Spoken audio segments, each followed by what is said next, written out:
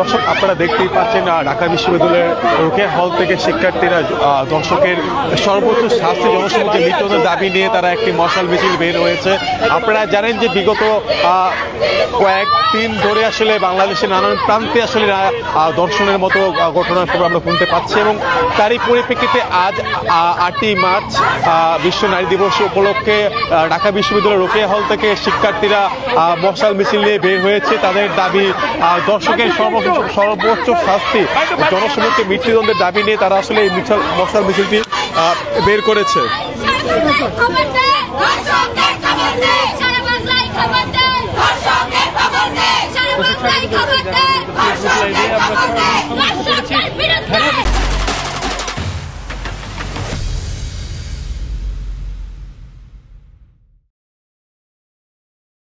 দর্শক আপনাদেরকে স্বাগতম দৈনিক ইত্তেফাকের ফেসবুক লাইভে। আমি এই মুহূর্তে অবস্থান করছি ঢাকা বিশ্ববিদ্যালয়ের বেগম রোকেয়া হলের সামনে। আপনারা জানেন যে বিগত বেশ কয়েকদিন ধরে আসলে সারা বাংলাদেশের নানান প্রান্তে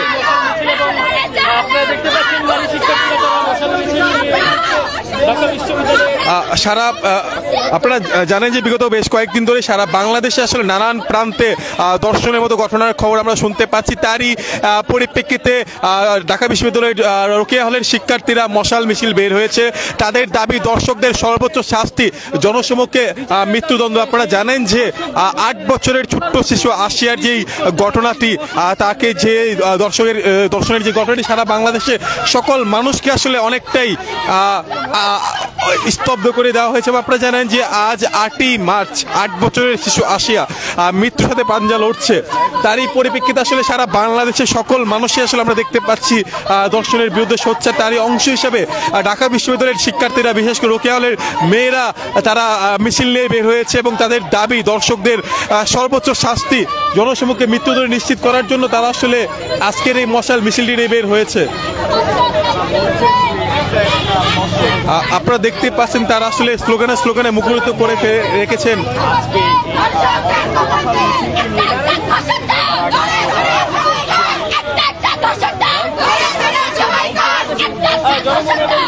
আপনারা জানেন যে দর্শনের যে শাস্তি বিদ্যমান বাংলাদেশের আইন আছে সেটা হলো গিয়ে প্রমাণিত হলে সর্বোচ্চ শাস্তি যাবজ্জীবন কারাদণ্ড এবং বা মৃত্যুদণ্ড। কিন্তু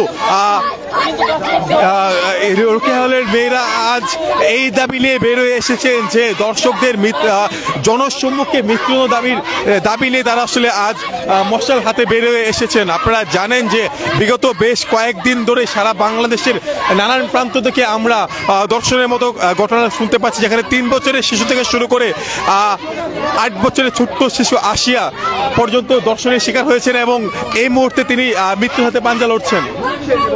জায়গায় জায়গায় কিন্তু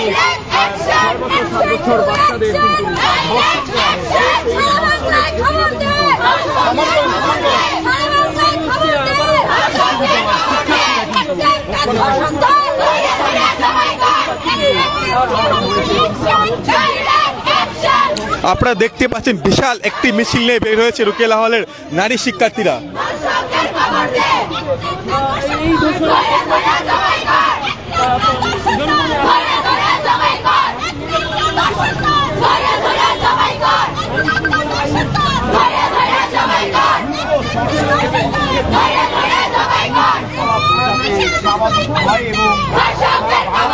নিরাপত্তাহীনতা হচ্ছে নিশ্চিত করার উদ্দেশ্যে কিন্তু নারীর যে নিরাপত্তা নিরাপত্তাহীনতা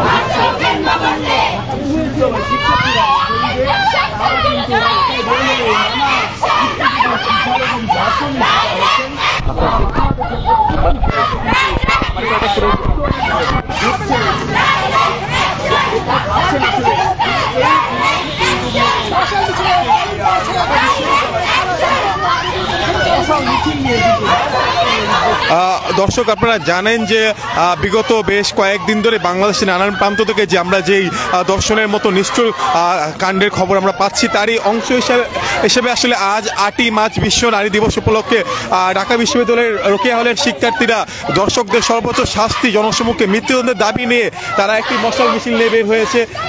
সেটি রোকেয়া হল থেকে শুরু করে ঢাকা বিশ্ববিদ্যালয়ের মল চত্বর পর্যন্ত এই মিছিলটি পৌঁছাবে। আপনারা দেখতেই পাচ্ছেন শত শত নারী শিক্ষার্থীরা এই মুহূর্তে সোচ্চার হয়েছে এবং তারা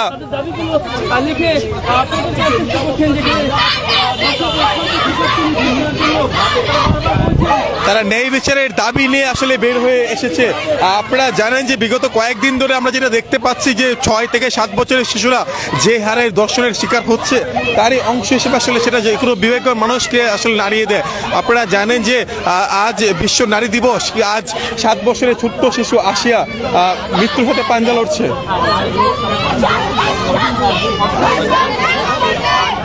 রাজীবটা কই গেল?